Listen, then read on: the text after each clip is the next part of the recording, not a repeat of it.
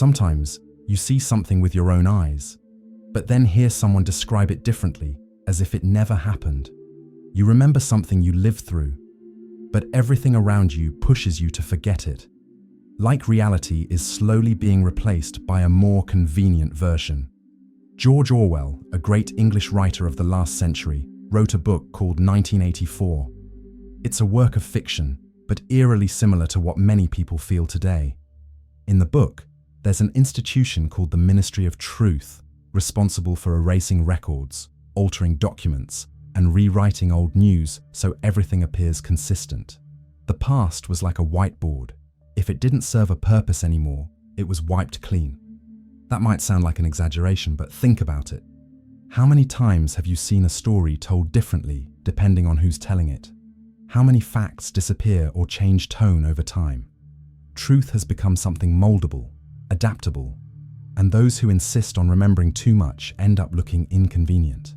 The problem is, when truth becomes something that can be edited, we lose our footing.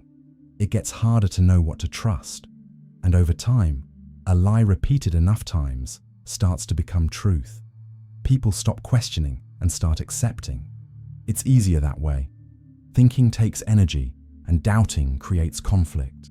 And those who insist on seeing what doesn't match the official version get labeled as crazy, dramatic, or paranoid. But the most dangerous thing isn't when others lie to you. It's when you start lying to yourself just to fit in. When you realize that feeling too much, remembering too much, or thinking too much puts you at risk. And that's when, as Orwell once said, truth stops being a light and starts becoming a threat. Some days, you wake up with a knot in your chest. You get dressed, go to work, say good morning, pretend to be fine. But inside, something's breaking. Still, you push through. You act like everything's okay. Because complaining sounds like weakness. Because feeling has become a luxury the system doesn't allow. In that same book, Orwell introduced the concept of newspeak, an artificial language created to limit thought. Words like freedom, rebellion, or justice were twisted until they disappeared. The logic was simple. If you can't talk about something, you can't think about it either. And if you don't think, you don't question. Today, maybe we don't speak a new language in the literal sense, but we're surrounded by empty expressions that help cover up uncomfortable realities. Inside companies, for example, resilience often means silently accept what hurts you.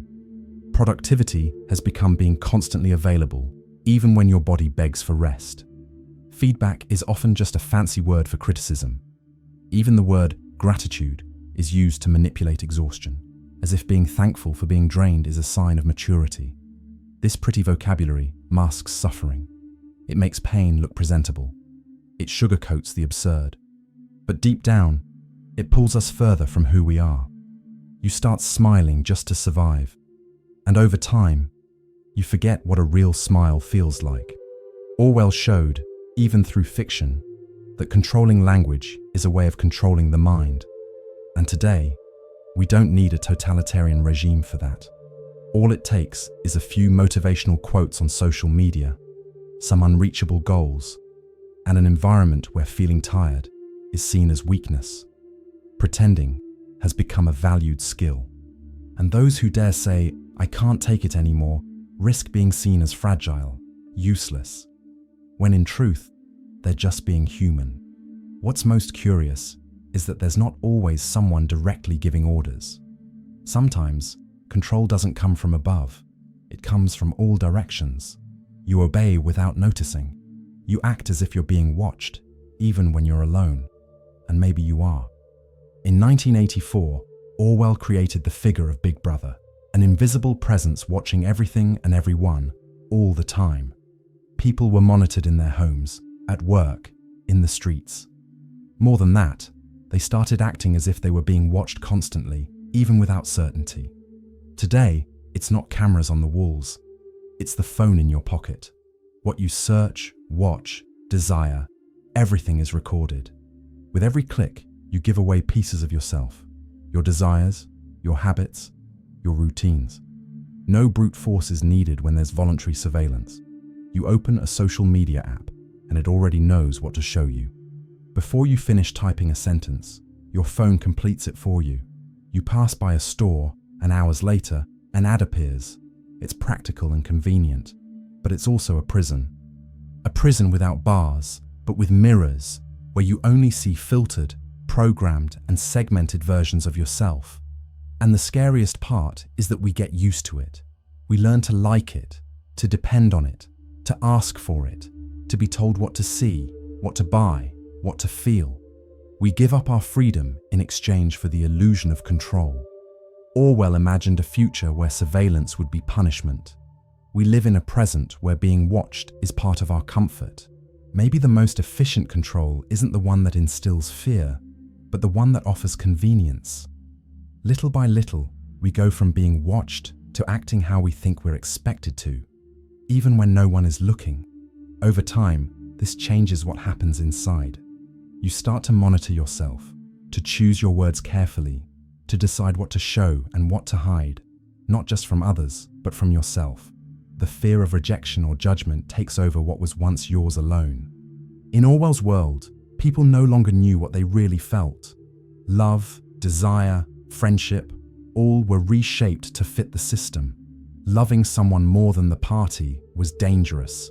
Affection was weakness, and weakness had to be eliminated.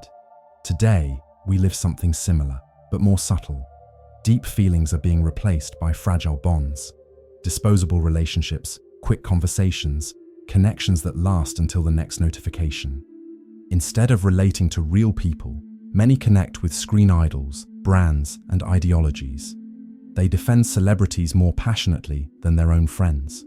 They cry over fictional characters and ignore the ones sitting beside them. Today, to love is to take a risk. Because love demands time, vulnerability, and imperfection. And in a world that values speed, efficiency, and appearances, that feels like a threat, it's safer to love ideas than to love people. And maybe that's why so many feel alone, even when surrounded by contacts. When the system manages to colonize even your heart, obedience stops being just a behavior. It becomes a feeling. You no longer have to pretend to love what drains you. You genuinely start to like what's destroying you. And maybe that's the deepest form of control there is. Even if real emotions still exist inside you, your thinking starts to fail. Not because you lack intelligence, but because we've been trained to accept contradictions as if they were normal. The mind gets used to phrases that make no sense, but are repeated so often they start to sound like truth. In Orwell's universe, there was a concept called doublethink, the ability to believe in two opposing ideas at the same time without noticing the absurdity. It was accepting that war brings peace, that repression protects, that ignorance is a form of wisdom. It wasn't just mental confusion, it was a demand of the system. Anyone who didn't adapt to this logic was seen as dangerous. Today, we see this everywhere. We're told we're free, but we have to follow every rule to be accepted. We're told we're unique, but anyone who thinks differently is rejected. They say we should live in the moment, yet we're constantly pushed toward endless goals, deadlines, and plans. It's like trying to accelerate with the handbrake on, and no one seems to mind. This confusion isn't accidental. When everything contradicts itself, you get tired of trying to understand. You just obey. When thinking hurts, repetition soothes. The mind protects itself by choosing the comfort of autopilot, even if it costs your clarity. That's when the system grows stronger. When you stop seeking coherence and start accepting absurdity as normal. When you learn to smile in the face of phrases that mean nothing. When you call motivation, what is deep down, just survival in disguise. Orwell presented this as a nightmare, but today, that logic hides in inspiring speeches that say nothing, in perfectly polished posts that mask the emptiness, in quotes that seem profound but only decorate the surface. The problem isn't just believing the lie, it's when you start to need the lie to stay standing. And when the mind grows numb, the body begins to obey too. But the body keeps score. It shows up in constant fatigue, in sleepless nights, in nameless pain. You wake up, follow your routine, deliver what's expected, but inside, you feel like you're disappearing. In Orwell's book, The system used physical pain to break people. It was brutal and direct. Today, the breakdown is slow and disguised. There are no prison cells or interrogations. The pain comes in the form of impossible targets, suffocating deadlines, overtime masked as dedication. You're worn down by excess, broken by exhaustion, silenced by pace. And the cruelest part? It's all praised. Being constantly available is now a virtue. Burning out is proof of success. Collapse is seen as a personal failure, not as a sign that something around you is wrong. No one tells you to stop. On the contrary, they ask for more.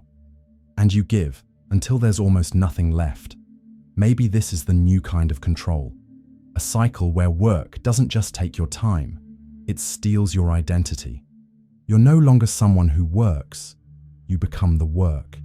And when you try to stop, you no longer know who you are. Rest has become a privilege. Taking a break has become a source of guilt. Your body cries for help, but your mind answers with more tasks. The system no longer needs to bring you down with violence. All it has to do is keep you busy enough that you never notice you're being destroyed. South Korean philosopher Byung-Chul Han calls this the burnout society, a time when there are no more visible oppressors, only exhaustion from within. Because now, the executioner is your own inner voice saying, "You can do more. You haven't done enough yet." It's a kind of self-exploitation dressed up as freedom. Many people, trying to escape the rigidity of traditional jobs, dream of owning their time and believe that becoming an entrepreneur will bring more freedom, more ease. But what they find is the opposite. Endless workdays, guilt over resting, constant fear of not producing enough. The boss is gone, but the whip lives in your head. Orwell spoke of prisons with walls, but there are invisible prisons too, and they bind just as tightly. Sometimes all the system needs to do is keep you so busy that you never stop to think about leaving. And when, for whatever reason, you finally pause, even for just a moment, you're faced with a void that's hard to confront. After so much motion, you don't know what to do with stillness.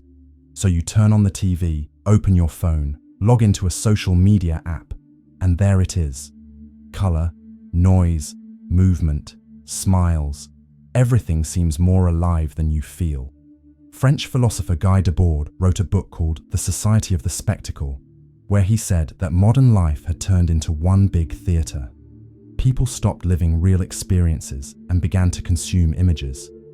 What matters isn't what you feel, it's what you appear to feel. It's no longer about who you are, it's about how you present yourself.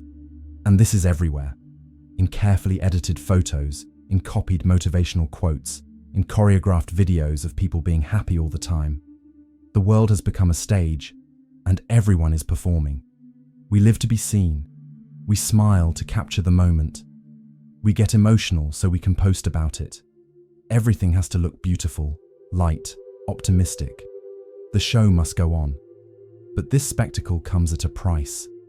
The more you watch it, the further you drift from your own life. Your feed is full of people living intensely, and you feel more and more stuck. Reality loses its color. Everything feels smaller, duller, less exciting. You start comparing, feeling not enough, trying to adjust, not for yourself, but for others. And it's in this game that truth vanishes. No one shows boredom, pain, doubt. Everything is edited, filtered, packaged as inspiration. But behind the digital makeup lie the same burnouts, the same fears, the same unanswered questions.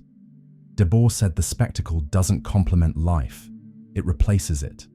And when that happens, truth stops being something you seek. It becomes something you hide.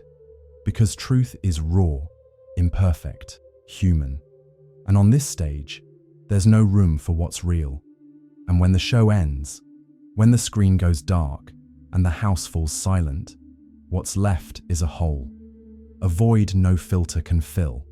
That's when another illusion kicks in, the illusion of consumption. If you're sad, buy something. If you feel lost, get a new phone. If you're lonely, order food. If you're anxious, subscribe to something new. Everything becomes a distraction. We live in a time where consumption is no longer about necessity.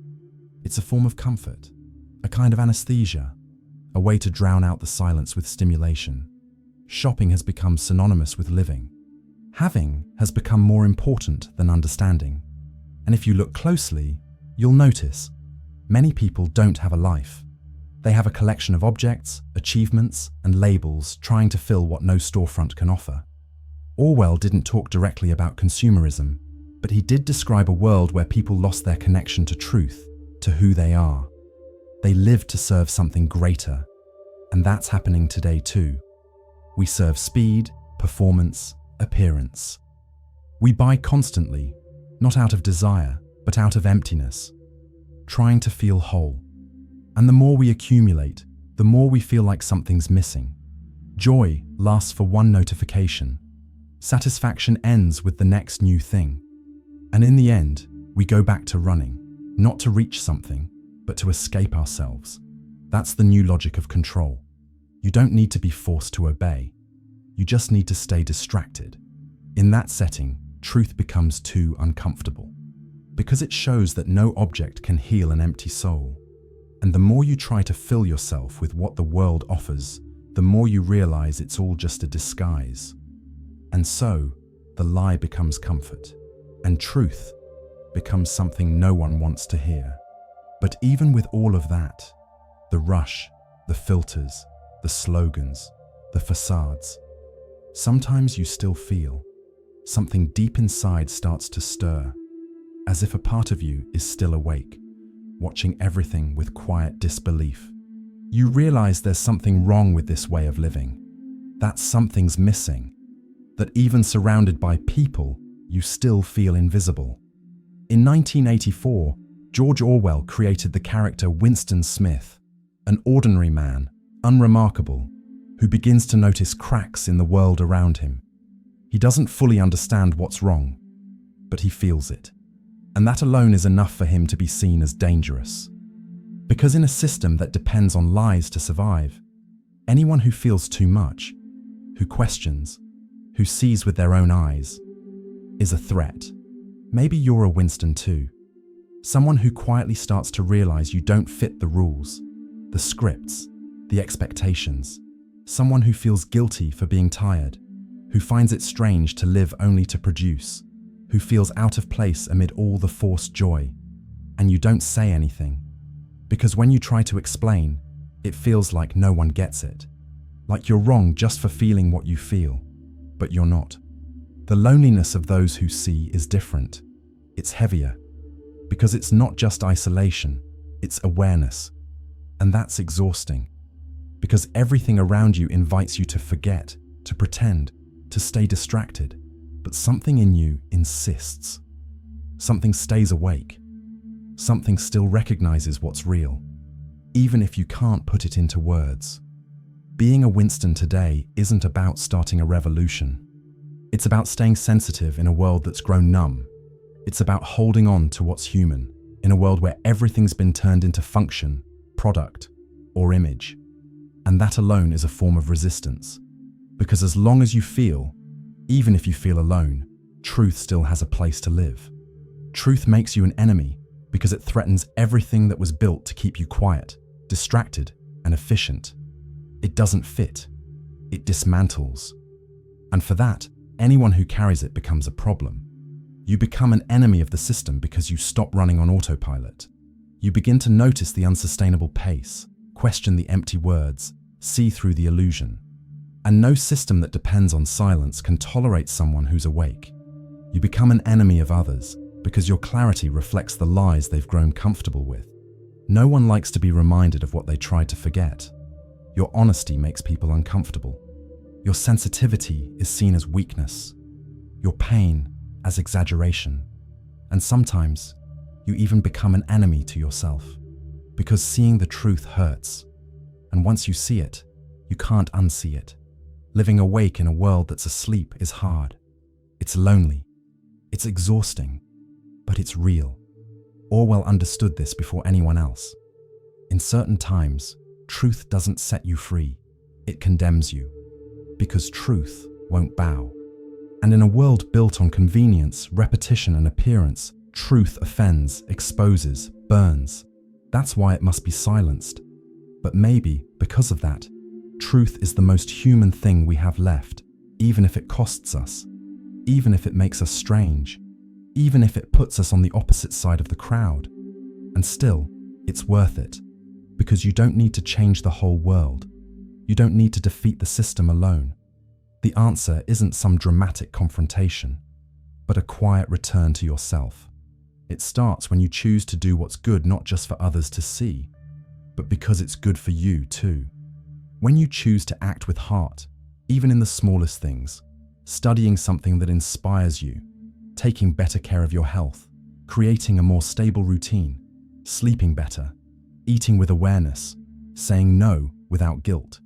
If you run your own business or work in something demanding, let it be done with purpose and with respect for yourself. Work with soul, but not with self-abandonment. Organize your time, set boundaries, make room for rest, not to be more productive, but to remain human. Working with what you love shouldn't be a sentence to exhaustion. It should be an opportunity to serve with authenticity. And even outside of work, there's so much you can do. Read books that challenge you, not just distract you. Question ready-made ideas. Make silence to hear your own thoughts. Walk without a destination. Hug the people you love fully. Take care of animals, of plants, of the relationships that don't demand perfection. Do good, even when no one is watching. Not because it will bring you any reward, but because it brings you back to yourself. Maybe no one will notice what you're doing. It might feel like nothing's changing, but just by continuing to be sensitive, lucid, and honest in a world so deeply numb, you're already making a difference. You remind others, without even speaking, that another way of living still exists. And that, in the end, is already resistance. It is already light. It is already enough truth to keep you from fading.